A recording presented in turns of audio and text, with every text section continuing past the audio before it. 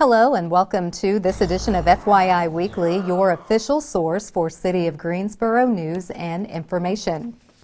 The Greensboro Police Department is asking the community to be part of the solution as it relates to the record number of homicides recorded in 2020. While GPD is working diligently to address this problem, the agency cannot single-handedly reduce the rise in violent crime. In May of this year, Chief Brian James reorganized the department with a goal to increase efficiency and to specifically address violent crime. The reorganization included the creation of a violent crime strategy. The violent crime strategy uses resources from multiple divisions and increases cooperation within the department and with other local, state, and federal agencies to allow better communication and coordination in response to violent crime. In addition, several special operations resulted in more than 1,000 guns being taken off the streets, along with illegal drugs. While this is a step in the right direction, GPD needs the community's help in reducing senseless acts of violence. This is a community problem, and the community response will focus on providing access to employment, housing, education, health care, and mental health services. Chief James said, as we work through these difficult times, GPD remains committed to reducing violence in our community. We will continue to look at options to adjust resources in neighborhoods and find ways to improve relationships in those communities most affected.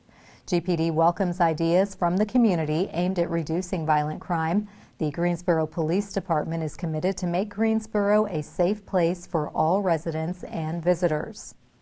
In response to the issue of violent crime, the City of Greensboro tapped the group one step further to facilitate the Cure Violence program. Cure Violence offers a different yet effective approach in prevention of violence by treating violence as a public health crisis and working to uncover the root causes to violence. One step further, and Gate City Coalition, or GCC, began administering the Cure Violence program in January 2020. Their efforts have been deployed in two target areas, the MLK Corridor and Smith Homes community. As of October 2020, there have been 0 homicides in these target areas. Also, the total number of aggravated assaults in the target areas is less than 10% of the total captured in other areas of the city. The two most effective methods used by the Cure Violence program is mediation and building relationships with impacted families, inner circles, and victims of people who have been murdered, injured, or assaulted. The goal is to prevent victims and their families from engaging in retaliation. The program has grown and is building goodwill relations with community leaders, local businesses, nonprofit groups, and the judicial system. Greensboro at-large City Council member Mary Kay Abusawader is the new board chair for the Piedmont Authority for Regional Transportation, or PART, Board of Trustees. PART is a regional transportation local governmental unit and the only one of its kind in North Carolina. Board officers oversee the business activities and provide policy directives for regional government. Ms. Abusawader said, "I am truly honored to chair the 2021 PART Board of Trustees, realizing the importance of picking up where past chair Winston-Salem City Council member Dan Feast left off. PART offers exceptional opportunities to address regional transportation needs through innovation. I look forward to partnering with a host of member agencies to advance mobility for our residents and visitors." PART is comprised of 22 elected and appointed officials representing the 4 largest cities of the Triad, 10 counties of the Piedmont Triad, 4 metropolitan planning organizations, the region's 2 largest airports, and NCDOT Board of Transportation Highway Divisions 7 and 9. In an effort to help each of us improve our quality of life, the city developed a partnership with Cone Health to share a series of brief and informative videos designed to inspire you to make better choices when it comes to healthy living. Let's take a moment to check out today's News for Your Health. When it comes to healthy eating, small changes can make a big impact on your health. Do you know what they are? Instead of using white refined flour for your baked goods, breads, and breakfast foods like pancakes and waffles, would be using whole wheat flour. It's going to have more fiber, which keeps you fuller and more satisfied, and it's going to have more minerals and vitamins as well. To add on to that, you can incorporate dried oats or flaxseed meal, hemp seed, chia seed. All of those are going to provide the same benefits, and you can use them in place of breadcrumbs. For your baked goods, in place of chocolate chips or candies, try dried fruits like these dried apricots. Dried cranberries or raisins could be used as well, or you could use nuts like walnuts, almonds, or pecans. Instead of butter, shortening, or animal fat, try heart-healthy oils. You can use olive oil, vegetable oil, sesame oil. There's many out there on the market. It's specifically for baking though, you could replace the butter, shortening, or oil with an even lower calorie option that adds a hint of sweetness by using mashed bananas or unsweetened applesauce. Instead of using salt, experiment with herbs and spices for flavor. Many of us mindlessly add salt to foods before we even taste them, and herbs and spices will open up a whole new world of options. Many of them have great health qualities that promote long life and well-being. Mindfulness can be used in many different aspects of your life. For mindful eating, this means paying attention to what is going into your body, what is on your plate, how it tastes, how it smells, where it came from, and practicing mindful eating can get you better at listening to those hunger and fullness cues your body is giving you. Here are some tips to help you get started. Turn off the TV and other distractions. Research shows you eat about 14% more when you're watching TV while eating. Same thing goes for eating in front of your desk at work, checking emails, multitasking, eating in the car when driving, or with your phone or tablet in front of you at the dinner table. So put away the distractions and focus on what is on your plate. Savor that first bite. Eating really is meant to be an experience. Savoring your first bite is going to help you get more enjoyment and satisfaction out of your meal and snack time. This means you have to take your food and put it on a plate or in a bowl where you can see it. No eating out of the box or out of the bag. You're gonna eat more that way. Slow down when eating. If we're eating quickly, it does not give our stomach time to send the signals to our brain that we're full, and we often end up overeating. By slowing down, we can again get those hunger and fullness cues more clearly, and you can do this by putting your fork down between bites, sipping water between bites, and aiming for meals to last between 20 and 30 minutes. So I hope you got some great ideas for our healthy alternatives that you can use this year. For more information, visit conehealth.com/healthy eating. I'm Kate Watt. Members and allies of the city's transgender community will now have a seat at the table to offer perspective on city policies to ensure they are not discriminatory. We'll have that story and more news coming up after the break. Stay with us.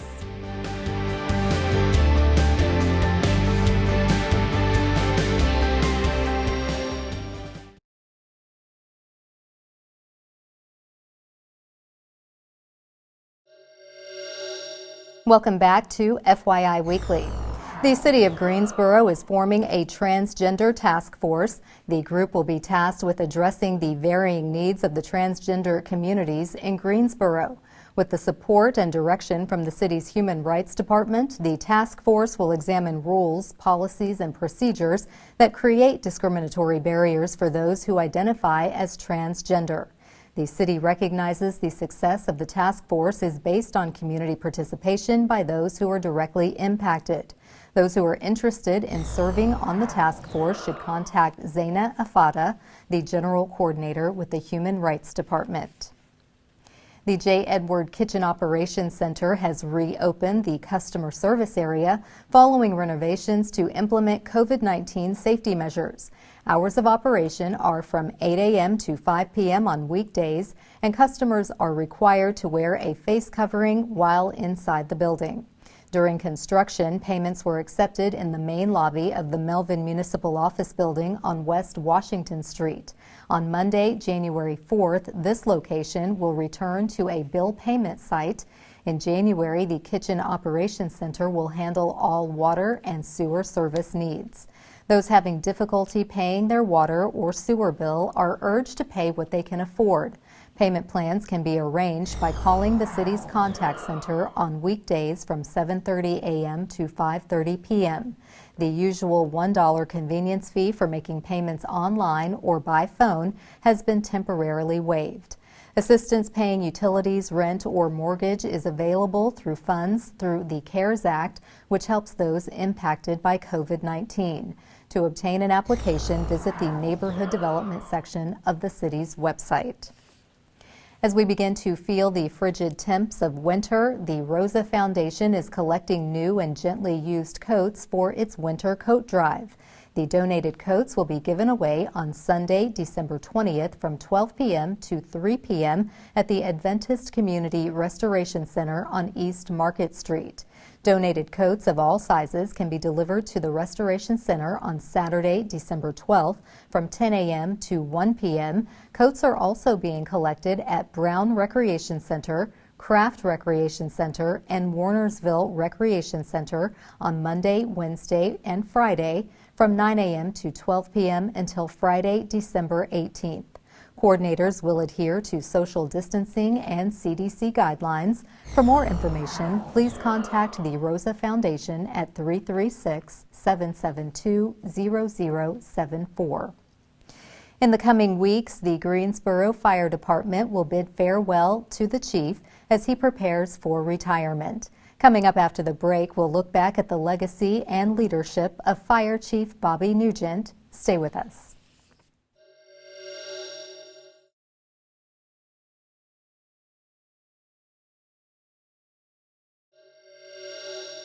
Welcome back to FYI Weekly. Imagine working for the same organization for more than 4 decades, 42 years to be exact. That is the dedicated commitment to municipal fire service accomplished by today's guest.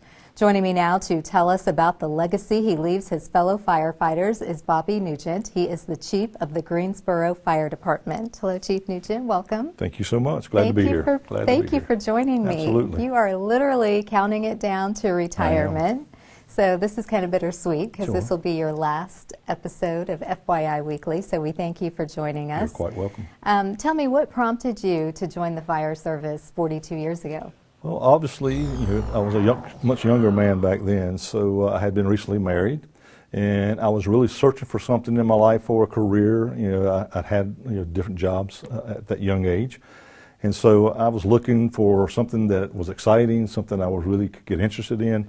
And my father happened to mention to me one day, why don't you think about the fire department? I decided that might be an interesting career. I did a little research and went ahead and put an application in.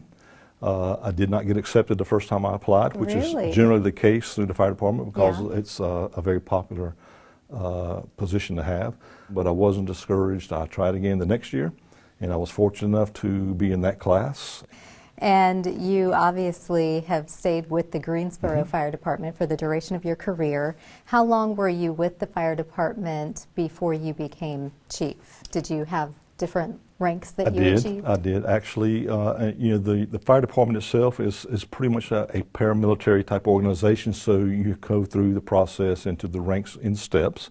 We obviously have a firefighter, we have captains, battalion chiefs, assistant chiefs, deputy chiefs, and then the fire chief.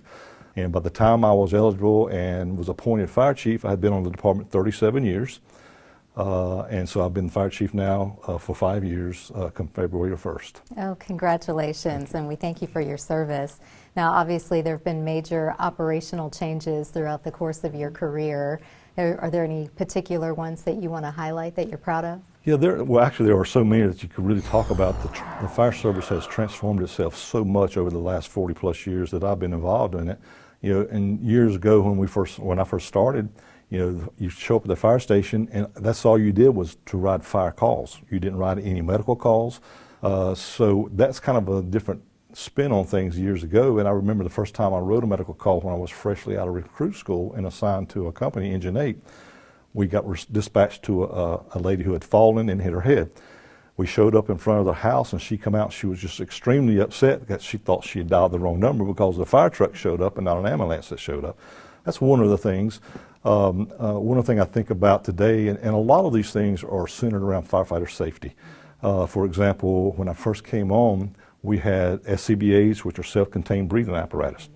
Those We are weren't heavy. required to wear those back then, but as time came by and we understood more and more about the effects of firefighting, SCBAs became mandatory. That was a huge shift there. We had open cab trucks where they were straight drives, they were old mechanical brake type trucks, and we tried to get at least 15 years out of our trucks. So that has changed tremendously in size and scope and the availability of what those trucks can do. So those are just a few of the things that I think about that's made major changes in the Wow. fire service. Now, of course, you leave a wonderful legacy, having been with the department for 42 years and being chief for the last 5. What are some of the accomplishments or changes that you're proud of in terms of the number of stations maybe that you've opened, or historic promotions? Right. Well, I'm very proud of the fact that, first off, that we've got such great support from our manager's office and our city council. They have given us the things that we need to be successful in the fire service.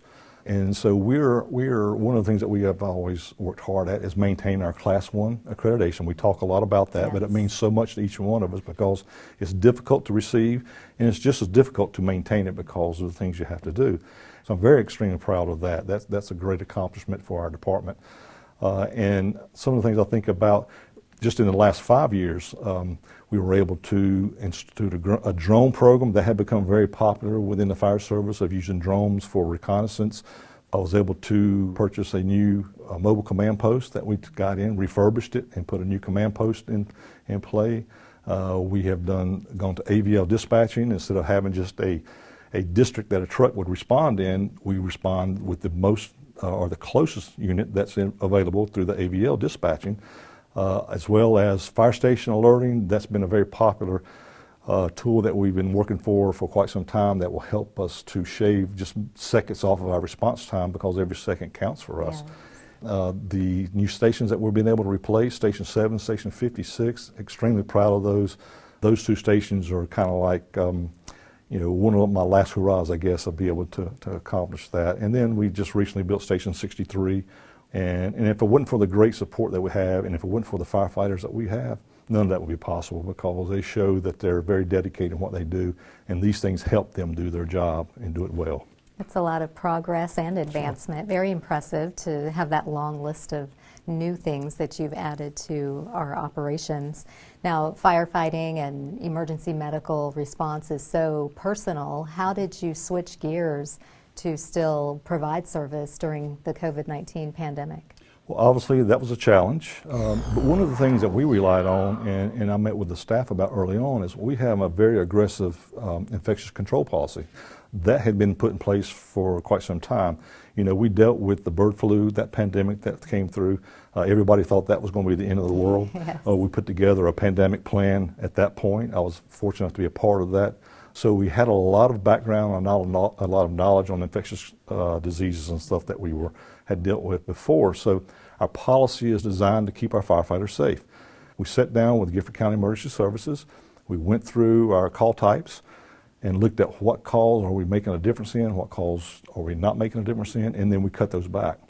And early on, that reduced our call load significantly, so we were not riding those type calls anymore. So that was different for the firefighter in the station going from 150 to 180 calls a day to running 70 calls a day. And it was like, oh, what is going on? It has changed the way we look at things. It has changed the way we approach our calls and the things that we do, but we're managing through it very well, I believe. Okay. Very proud of the department. Well, we are so glad to have your folks out there and ready to serve. As we wrap this up, what will you miss the most, and what are your post-retirement plans? Well, I think one of the most things that I would probably miss would be the camaraderie that you have with the people that you work with, the relationships that you build, the people. It really truly is like a family. Yeah. After I retire, obviously, I have grandkids. Yeah. I look forward to spending more time with them, and we're planning on building a coastal home and spending some time at the coast, and hopefully it'll bring my family closer to us because they'll want to go to the beach. Yes. And we'll be able to spend more time together. So I look forward to that and just a little more of a relaxation and having family time. Well, much deserved, and we are going to certainly miss you. Thank you. I Thank appreciate you it. again for making FYI Weekly one of your final stops. It truly has been a pleasure to get to know you over the years that I've been here and to work with you and your team. So Once again, thank you for your service. Absolutely. Congratulations and enjoy your retirement. Thank you so much. I appreciate it. Thank you. Stay tuned for some useful information as we tell you something about the city that's coming up after the break. Stay with us.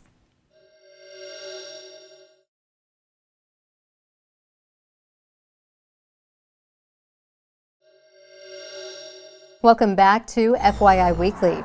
One way to stay informed about decisions that impact our city is by attending or tuning in to City Council meetings at 5:30 p.m. on the first and third Tuesday of the month. The fourth Tuesday is reserved for a meeting as needed. Due to COVID-19, the City Council is meeting virtually. The Greensboro City Council meetings are broadcast right here on GTN. The meetings are also streamed live on the city's website and on Roku. City Council meetings usually take place on Level 2 of the Melvin Municipal Office Building, located at 300 West Washington Street. To review the council meeting schedule and agendas, please visit the city's website. Here's an opportunity to learn a little something about the city. Greensboro remains under an emergency declaration to reinforce Governor Cooper's executive order requiring the use of face coverings by persons in North Carolina and reducing the occupancy limits of most indoor activities. This declaration will remain in effect until it is modified or rescinded by Mayor Nancy Vaughn. Greensboro City Council declared a state of emergency, reinforcing the provisions of Governor Cooper's executive orders to protect public health, safety, and the welfare of all Greensboro residents. Mayor Vaughn emphasized this enhanced state of emergency does not include additional regulations. This is an effort to reinforce existing regulations. Until a vaccine is readily available, we must work together to stop the spread of COVID-19. To reinforce these guidelines, business owners operating in violation of these guidelines and orders will receive a citation. Additionally, they will be fined $100 for each person on the premises or within any structure in excess of the limits imposed by the state's executive orders for such premises or structures. This fine is a civil penalty to be enforced by city employees who make observations of non-compliant operation of structures in their city and render civil penalties. Coming up after the break, we'll showcase our department spotlight, but first we have an important message about COVID-19.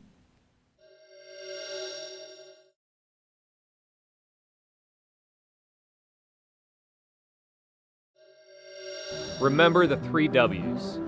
Wear a cloth face mask covering, wait 6 feet from others, and wash your hands often.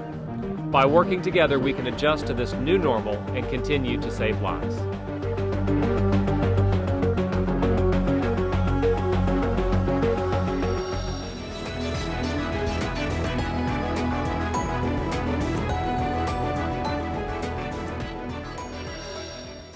Welcome back. The City of Greensboro has more than 20 departments and several divisions committed to serving you, our residents, and visitors. Let's go behind the scenes in our department spotlight. Lake Higgins is once again open to motorized boats. Lake Higgins is open Wednesdays through Sundays from 8 a.m. to 5 p.m. until the end of February. Lake Higgins has been closed to motorized boats since August to prevent the spread of the invasive weed hydrilla. The plant is dormant in the winter. Starting in the spring of 2021, the city will conduct recurring aquatic surveys for hydrilla and other invasive plants to determine whether motorized traffic can continue to be allowed on the lake.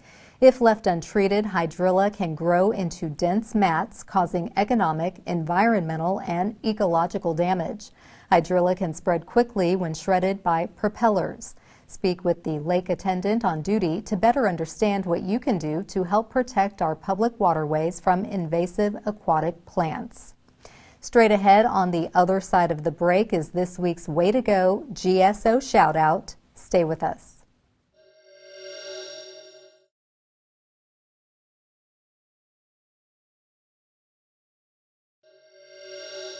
As we draw to a close, we always want to end on a positive note with our Way to Go GSO shout out. This week's shout out goes to the field operations staff managing the loose leaf collection program. Crews will complete the first round of loose leaf collection on Wednesday, December 23rd, subject to inclement weather delays. The second round of collection begins on Tuesday, December 29th, and will end on Friday, January 29th, 2021. For more information and collection tips, visit the Field Operations section of the city's website. Please remember, as more places continue to open, wear your face covering, wait 6 feet apart, and wash your hands often. That concludes this edition of FYI Weekly, but you can easily stay connected to the latest city news by linking to us on Facebook, Twitter, YouTube, and Instagram. Alexa users can subscribe to our 5-minute flash briefings, which airs on 90.1 FM. Be sure to download our weekly podcast, Talk City Greensboro, and now GTN is streaming on Roku. For all of us here at the City of Greensboro, thanks for watching, and we'll see you next time.